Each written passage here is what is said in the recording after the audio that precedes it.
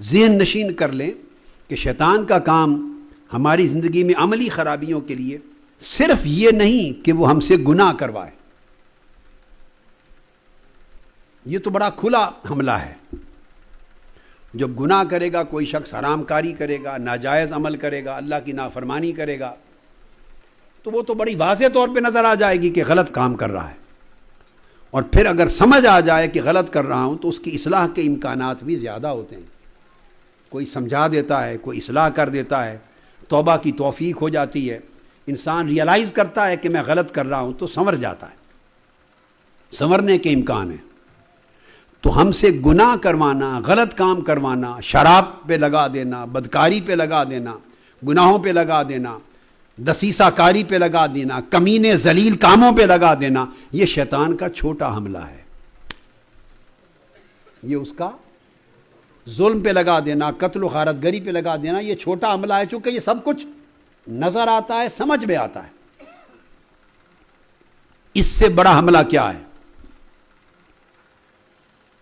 کہ وہ کھلے گناہوں پر لگانے کی بجائے ڈیپینڈ کرتا ہے بندے پر، وہ چوز کرتا ہے کس بندے پر کون سا حملہ کرنا ہے، کس بندے پر کس طریقے سے اٹیک کرنا ہے، اور کون سا بندہ اس کے کس ہیلے کے لیے سوٹیبل ہے۔ دس از کویسچن آف سوٹیبلٹی۔ تو وہ چوز کرتا ہے اپنے مختلف جو اس کے طریقے ہیں، اٹیکس کی جو اسٹریٹجی ہے اس کی، وہ strategy from case to case vary کرتی ہے اس کی، وہ چوز کرتا ہے۔ بعض لوگوں پر اس کا حملہ شیطان کا یہ ہوتا ہے کہ وہ کھلے گناہ نہیں کرواتا مگر نیکی کے کاموں سے روک دیتا ہے، اللہ کی طاعت بجا لانے سے روک دیتا ہے، نماز پڑھنے سے غفلت پیدا کر دیتا ہے، شراب، جوا، بدکاری، حرام کاری پہ نہیں لگاتا مگر نماز کے لیے اس کا دل اچاٹ کروا دیتا ہے، نماز میں غفلت کر دیتا ہے۔ ایک نماز چھوٹ گئی، کبھی 2 چھوٹ گئیں، کبھی 3، رفتہ رفتہ کئی چھوٹ گئیں۔ پہلے دکھ ہوتا تھا چھوٹنے پر، رفتہ رفتہ دکھ بھی جاتا رہتا ہے، غم بھی جاتا رہتا ہے۔ تو عبادت چھڑا دے گا، طاعت کا کام چھڑا دے گا، نیکی کا عمل چھڑا دے گا، نیکی کے عمل کی طرف سے رغبت کم کرا دے گا، رجحان کم کرا دے گا۔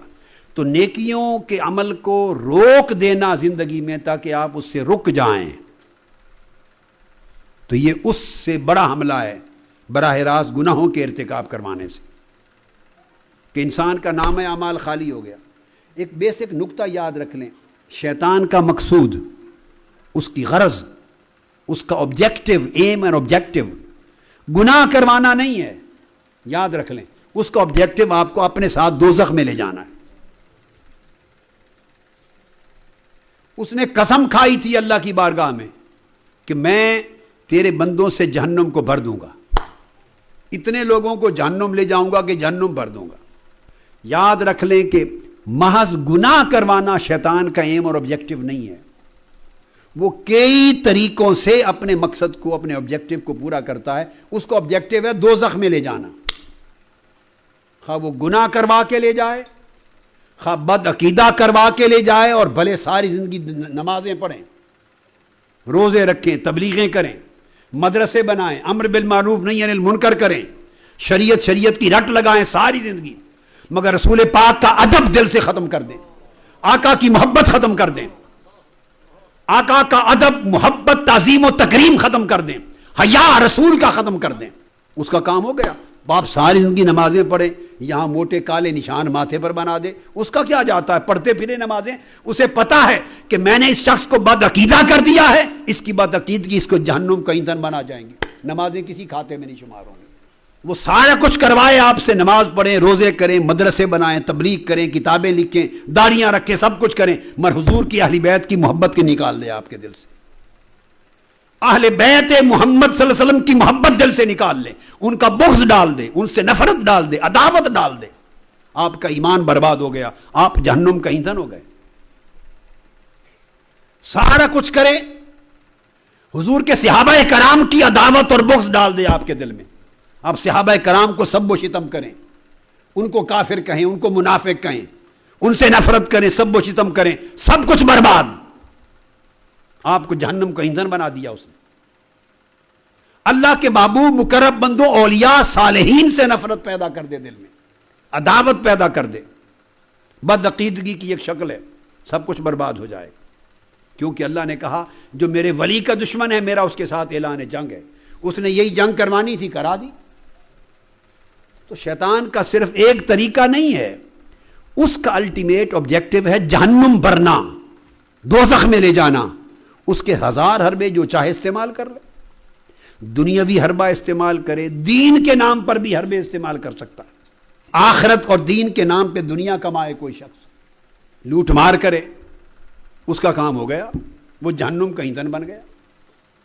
لوگوں کو واعظ کرے، عمل اس کے مخالف کرے، لما تقولون ما لا تفعلون، دوزخ کی آگ کی کینچی سے اس کی زبان کٹ گئی، شیطان کا کام ہو گیا، اس کے واعظ بھی گئے، سب کچھ گئے۔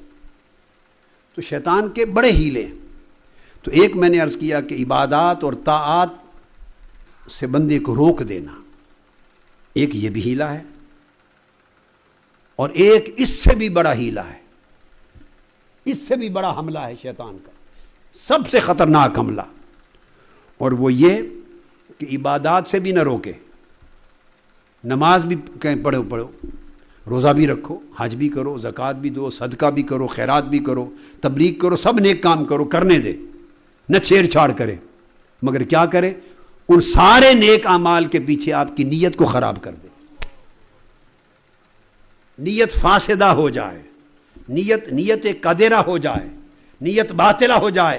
نماز پڑھیں، جی بھر کے پڑھیں، مگر نیت میں ریا ڈال دیں، نماز جی بھر کے پڑھیں مگر اندر عجب ڈال دیں، تکبر ڈال دیں، کبر ڈال دیں، حسد ڈال دیں، حقد ڈال دیں، اندر عداوت ڈال دیں، بغض اور عناد ڈال دیں، اللہ کے بندوں کے ساتھ نفرت ڈال دیں، سارے اعمال برباد گئے۔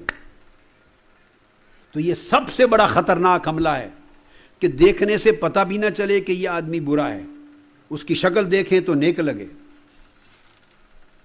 وہ جو ذوالخویسرہ تمیمی تھا، جو صحیح بخاری صحیح مسلم کی متفق علیہ حدیث میں، جس نے آقا علیہ السلام کی بارگاہ میں کھڑے ہو کے حضور کو کہا تھا اتق اللہ، اے محمد صلی اللہ علیہ وسلم اللہ سے ڈرو، یعنی بدبخت آقا علیہ السلام کو بھی تقویٰ کا سبق دے رہا ہے، لینگویج اس کی تقویٰ ہے۔